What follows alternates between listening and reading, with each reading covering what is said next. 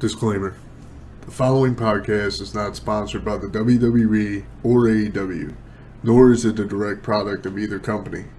The opinions, views, and thoughts discussed here are those solely of the participants and do not reflect the thoughts, views, or opinions of the WWE/AEW, its staff, talent, affiliates, or management. The following podcast is for mature audiences and is for entertainment purposes only.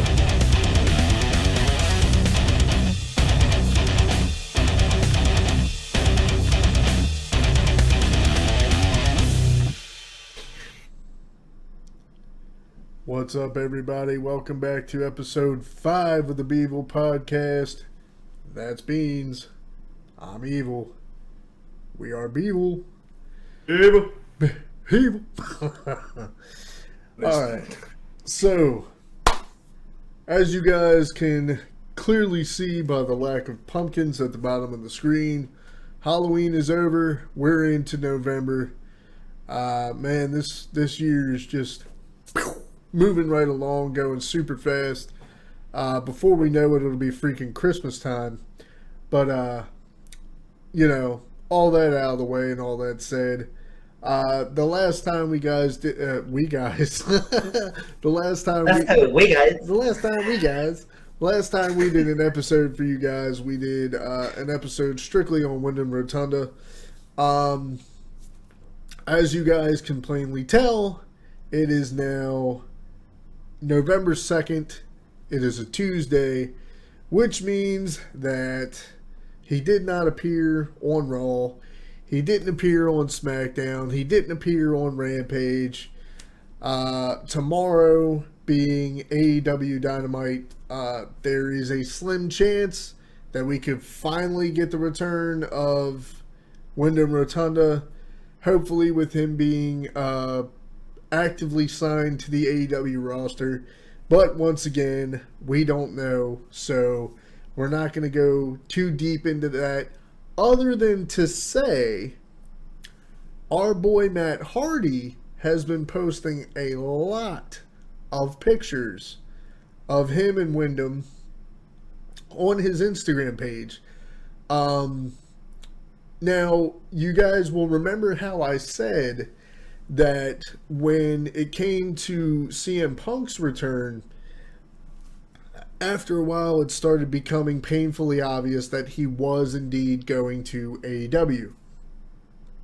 That being said, with Matt Hardy currently being signed to AEW and posting a bunch of pictures of him and Wyndham, it's starting, at least to most people, to look like that is where he's going to end up.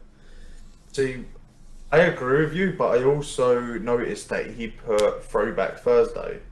So I'm thinking whether that would be a year ago that day, or it could mean basically, yeah, he's coming here regardless, so it could be one or the other, So yeah, I did get my hopes up for SmackDown. I won't admit, I really got my hopes up for SmackDown because I genuinely thought he was going to turn on SmackDown. I told you, I kept saying this. You won't admit? You will admit.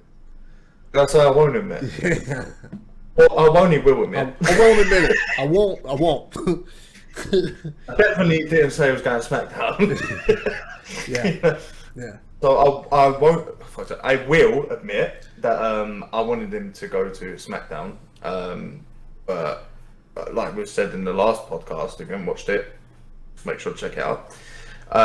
Basically, what happened is we was talking about Wyndham, as he just stated, and we was like talking about the possibilities, etc., and things like that. But like we said, that we wouldn't actually care whether he goes to WWE or AEW. I think either way, it's going to be like, oh shit, Well, I mean, like I said, respectfully at this point, I think it's obvious AEW is most likely where he's going to turn up. Now, as we had been talking about in the last episode, we said that we had noticed that he still had at WWE Bray Wyatt in his Twitter tag, which literally, I'd say minutes after we got done filming that episode, he took it out. So you know, all signs are pointing towards him going to AEW, but again, nothing's official till it's official. But I think at this point, it's just starting to become more and more obvious. Would you say it's coming obvious though? I would. I would. I mean, there's been rumours that obviously we know for all we ain't going Impact because there was a disagreement. So he totally don't want to go Impact, which is fair. Well, no, there wasn't a disagreement. He wasn't able to come to terms on a deal with them. I don't think it was anything bad. I just think the money wasn't right or whatever. So it was a disagreement. No, it's no, but like I wouldn't. I know what you're saying. No, but fucking yeah, as you were saying, you know, so there was some sort of issue then, I would say. Right. You know, disagreement. I'm joking. But yeah, he's definitely got an impact. And to be honest, I've seen a lot of people tweet out and write on comments on videos that saying that if he went to Impact, he will be it would be him going a step down. Where I don't think it would. You know, he's really big in a minute. Everyone's talking about him, and if anything, it'll give Impact that boost that they probably need. Okay, but here's my problem with that. There was guys who most definitely had much bigger star power than Wyndham, who they tried to bring on Impact, and it didn't work. It didn't work. Well, with Sting though. With Sting. Well, I mean, and Hogan and Jeff and Matt, you know, it worked really well for them. Okay, right. AJ Styles, I mean, he was originally there, but okay, but you're talking about guys who have but would you like some butter on your toast? So you're talking about guys who have tenure, guys who have been in the business, who have that star power. Guys like Matt and Jeff, guys like Hogan and Sting and Kurt Angle, they have that star power. Not to say that Wyndham doesn't, but respectfully, he hasn't been in the business as long as those guys. And yeah, it worked, but to give Impact this almighty boost, no. I don't think. No. I mean, no, I don't. I mean, Impacts haven't necessarily been up there for a very long time. I will admit that. You know, I used to watch it when I was younger in like the secondary school and college. I used to watch, well, as it was called, TNA Impact. Yeah. So like back then, that was obviously when I was watching it when Jeff was in it, when Hogan, you got Buddy Ray, Bubba Ray, whatever you want to call him nowadays. You know, and it was doing phenomenal. I mean, like. I think that look, this is my opinion. Like we said, guys, this is our opinion. So if you feel like saying something about it, make sure to drop a comment down below. I think that if Bray Wyatt, aka Wyndham, you know, went to Impact, obviously they will pull in the views. You know, they will if they work with him well, they could potentially start getting bigger. That is honestly what I think. Not necessarily just because of him. You know, so if Strowman goes there, you know. It's just a matter of time, I guess you could say. Well, I mean, honestly, dude, like I said, I just don't think on their star power alone they would be able to generate. I mean, okay, so let's be honest, right? As I was saying before about CM Punk, when he came back, he had honestly and arguably one of the biggest pops in recent history. To be honest with you, I think it's already starting to fizzle out. Like as hype as it was, as cool as it was, I don't think that that same energy is there anymore.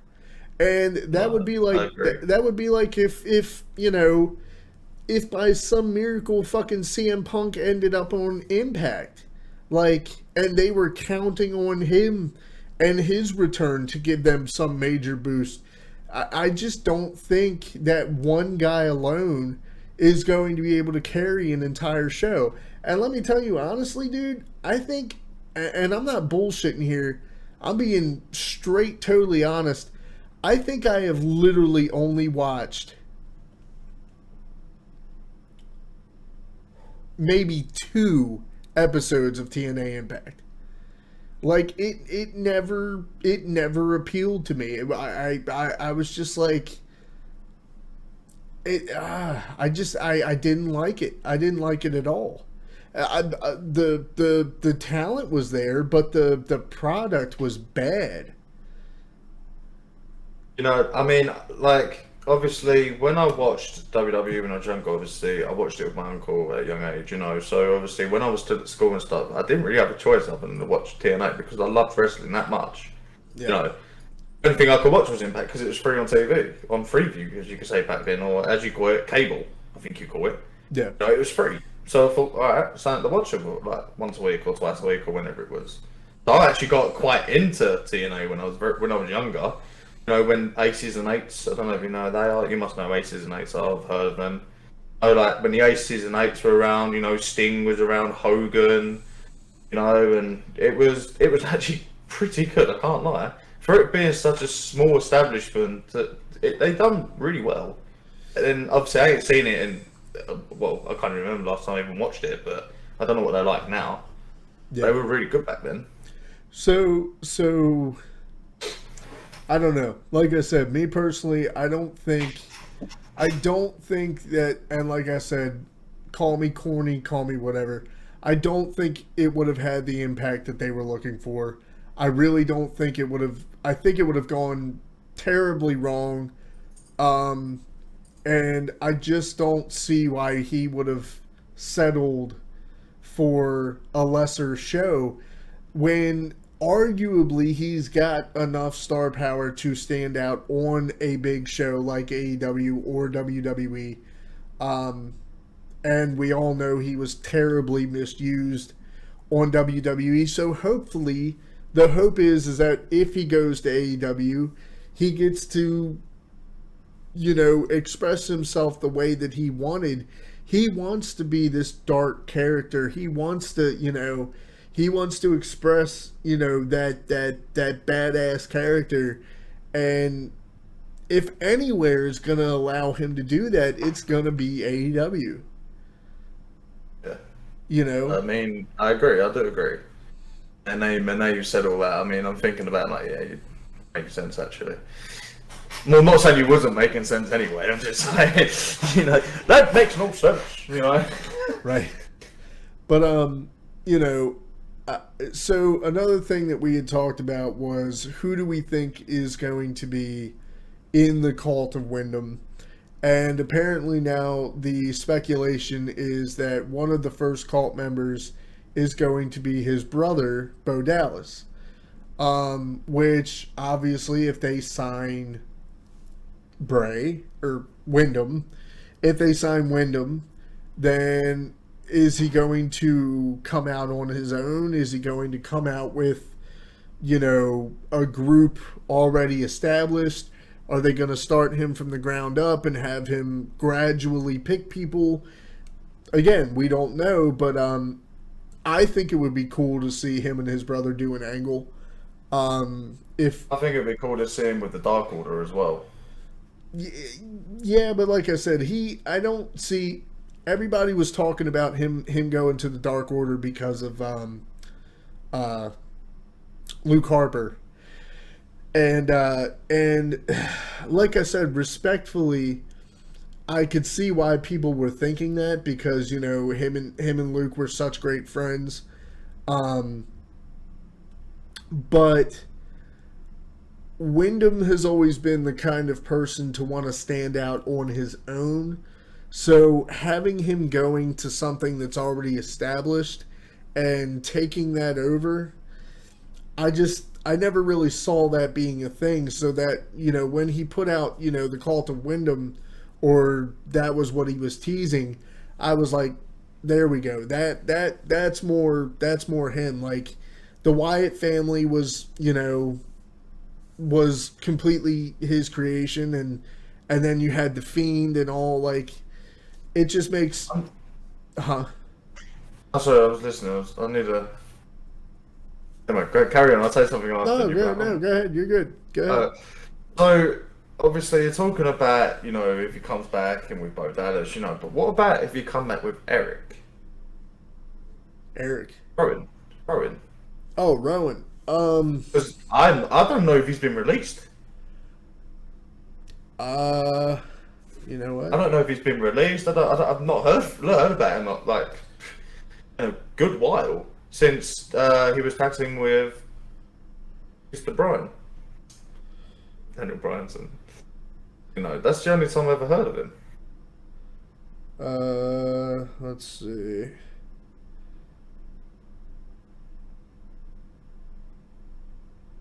Eric Rowan.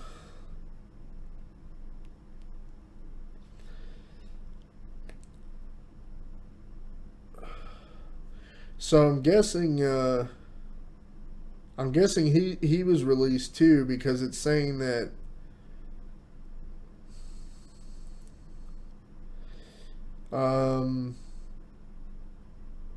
right now Rowan is not a part of the AEW roster.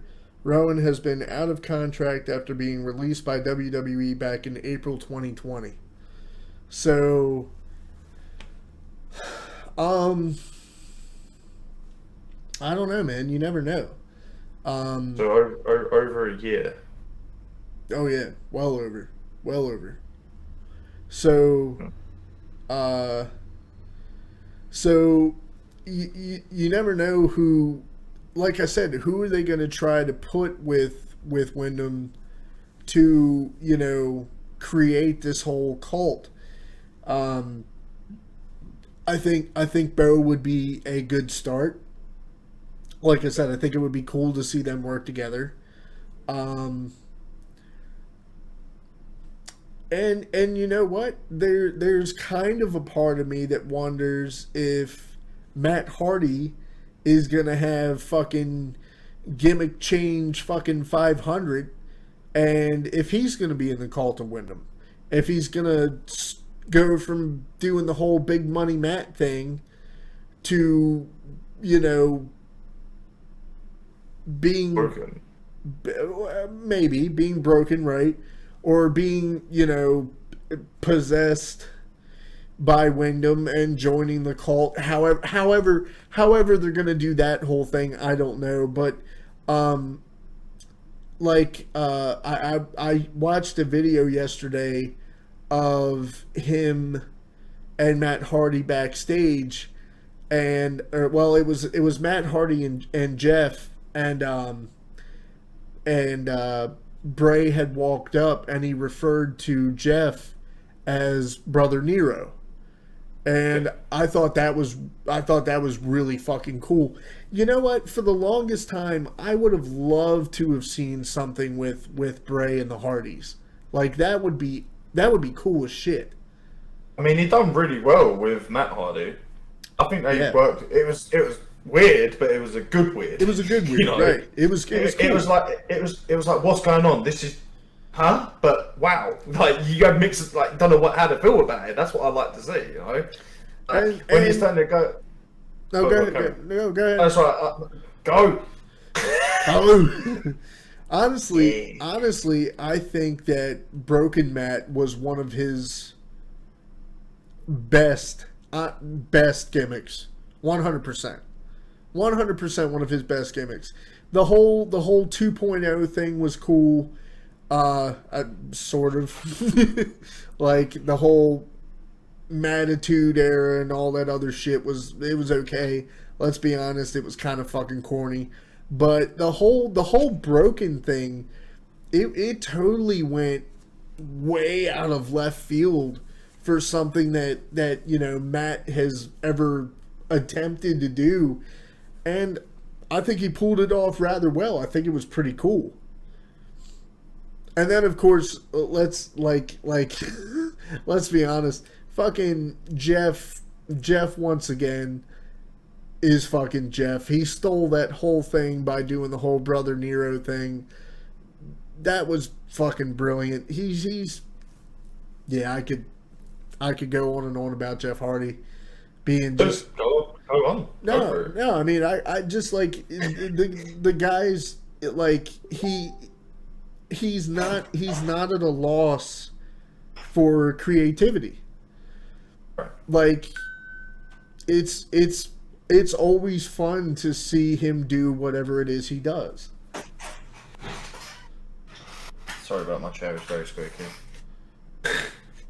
I completely agree with you. I remember watching, I think it was his original that he did with WWE, Jeff Hardy, and he was talking about the logo that he come up with for the Hardy Boys.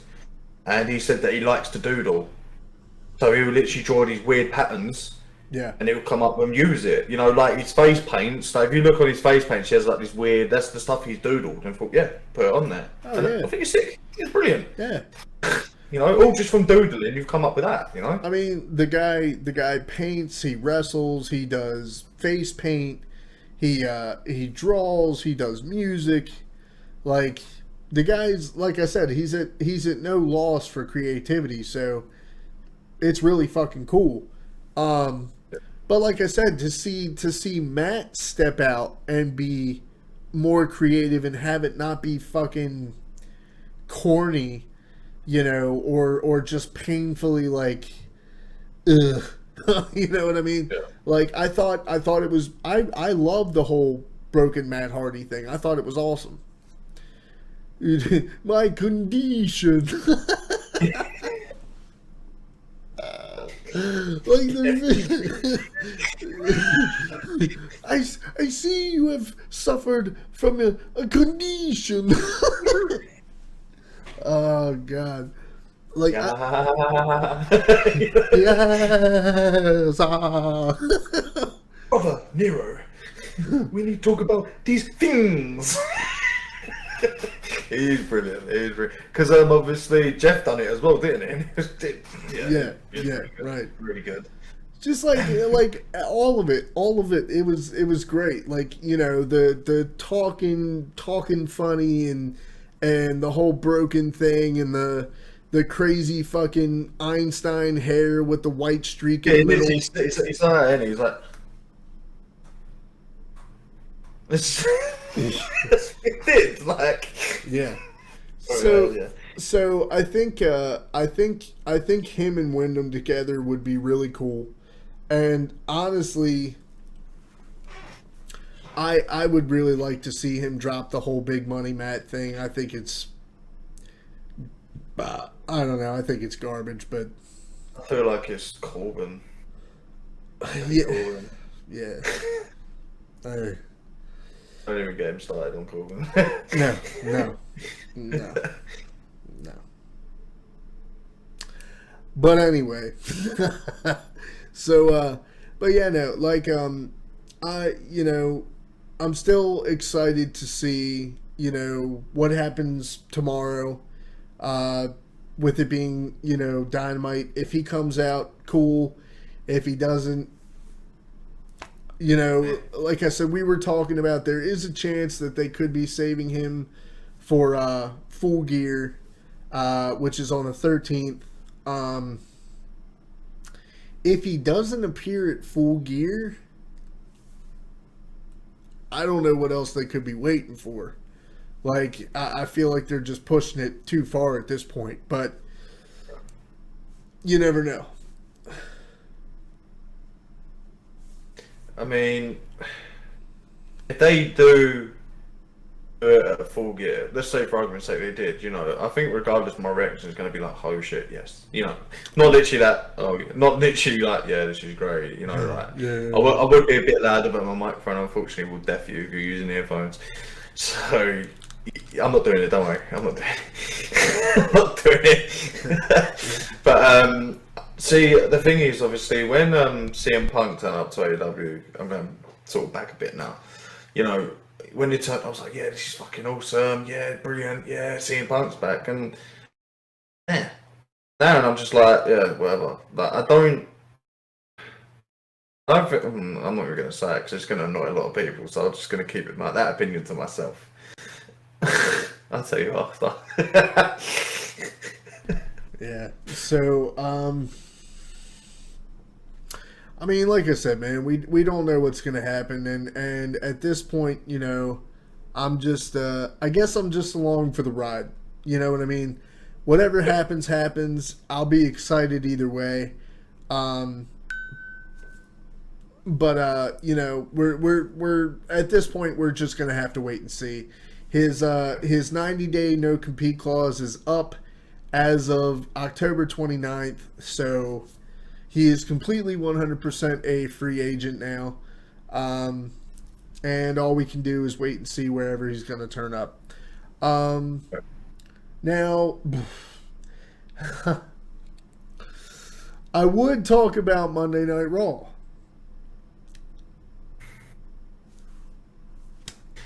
I'll be honest with you, to the people who watch this, I started, well, finish right. So, in the UK, our clocks went back an hour, right? So, I watched it at normal time, which normally starts, if anybody from, obviously, the UK know about this, it normally starts around 1 a.m. Done it on 1 a.m, it's already on. I'm thinking, oh, what have I missed? Next thing I know, it's been on an hour.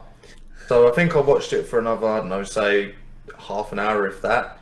And then I messaged Evil, and I was like, yeah, I'm done. I can't watch any more of this. It was... I got so bored of it. I'm sorry, I did. You know, it's just... Oh, damn it, yeah. You know, it's just... See, and this is what I had said before, man. I find myself watching Raw and SmackDown just hoping and hoping and hoping for those moments, for those big surprise moments. Now, I know, listen, I know it's not going to happen every week, okay? I know, you know, it can't happen every week, because then after a while you're like, oh, what's going to happen now? What's going to, you know, you come to expect it. A surprise is supposed to be a surprise. You're not supposed to be expecting it. I get it, okay? But give me something, you know, give me something. Like, you know, like, oh man, it's just, you know, like, what the fuck are they trying to do with Damian Priest now? Like, they're trying to make him into some big psycho fucking, I don't even know. He got a chair thrown at him last Monday, and his fucking eyes damn near popped out of his head. He turns around. You know, I'm like, whoa.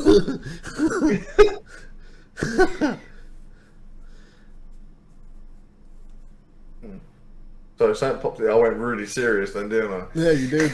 Yeah. I just, it's me playing with my head thinking, oh, maybe. And I thought, no, actually. What were you thinking? Oh, Wyndham's controlling him. Yeah, exactly. I know. Yeah, I know. It's not right. It's not right. Not right. So yeah, guys. I mean, this is going to be a short episode. We're basically just, you know, like I said, we're on a holding pattern right now. Who knows? We might be releasing another episode tomorrow or Thursday saying that Wyndham is finally back. But, you know what? We won't know until we know. So, with that said, make sure you're liking, subscribing, hitting that bell, turn on all notifications so you never miss a video from that guy over there. And that guy over there. Until next time. Wait, until what? Yeah, I fucked that up, didn't I? Hold on. Until next game. Until next game. Alright, hold up. Reverse. Until next time. I did it again! Son of a bitch! You know what? I don't. I know. I'm sad for You say it. You say it. You know what? Oh, wait. The first time in Bevil podcast history, we're gonna let Beans sign off. Oh, I'm gonna miss you gotta do the whole thing. All right. Be sure to subscribe to our channel. Sorry. Right. Be subscribed. Right, be sure to subscribe to the channel. Make sure you push the notification bell to be notified whenever we upload next. And yeah, from this guy, and that guy over there. and we'll see you on the flip side. Sheesh!